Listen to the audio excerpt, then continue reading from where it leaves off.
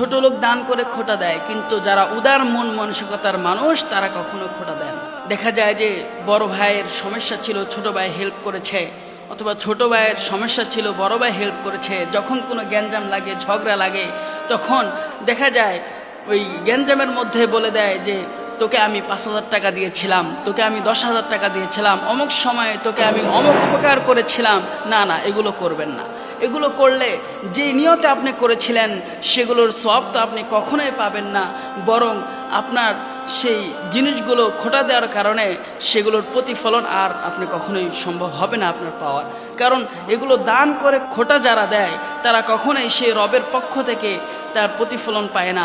সুতরাং আপনি যে দান করেছিলেন অথবা বন্যায় মানুষকে সহযোগিতা করেছিলেন, কোনো একটি মানুষকে আপনি উপকার করেছিলেন, কখনোই তাদেরকে খোটা দিবেন না। কারণ এর উত্তম জাযা আল্লাহ রাব্বুল আলামিনের থেকেই আপনি প্রত্যাশা করবেন, কখনো মানুষের কাছ থেকে তার বিনিময় বা প্রত্যাশা করবেন না। সুতরাং দান করলে একমাত্র আল্লাহর জন্যই দান করবেন, মানুষকে দেখানোর জন্য দান কখনোই করবেন না, এবং দান করে কখনোই খোটা দিবেন না।